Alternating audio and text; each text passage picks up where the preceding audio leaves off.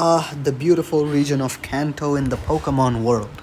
But what if I told you that your favorite childhood Pokemon region was secretly communist, and so was the wide majority of people in this region?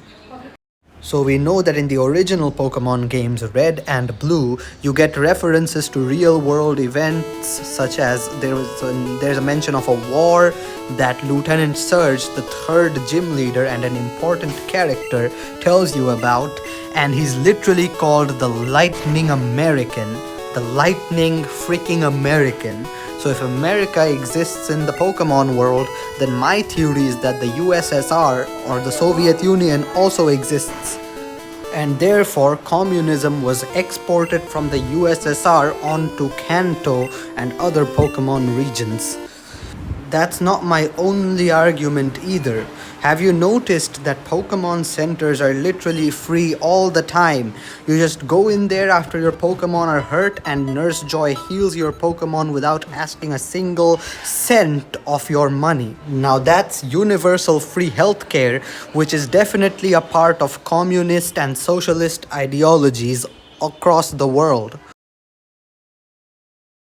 Have you also noticed how the champion is literally seen as a political leader as well? Because it is implied that the champion makes some decisions that are political.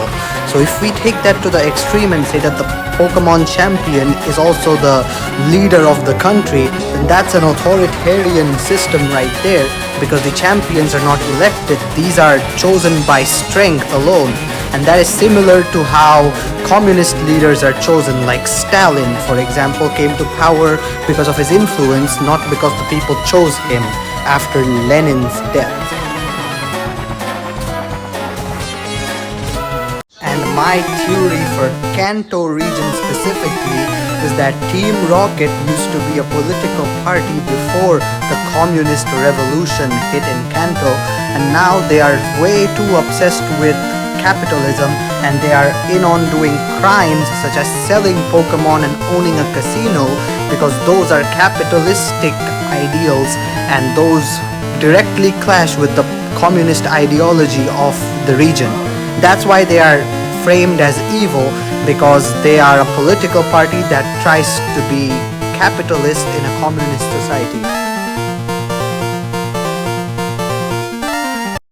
You might be like, corporations like Silphco and Devon Corp exist, but Silphco and Devon Corp are probably just basically attempts to open the private sector. I think they were always huge private business empires slash monopolies that existed as the only private sector in their countries, and when the communist revolution hit, no one was basically willing to throw them off, and so they stayed as the symbol of the restrictive private sector.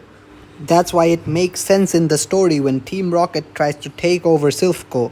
They are basically the only capitalists in this communist system, and so taking over this large business is great for any capitalist that wants to basically renew the private sector. And that's why Giovanni tells his grunts to take over Silphco with a hostile nature, because he wants to be associated with them. And think about what Team Rocket does.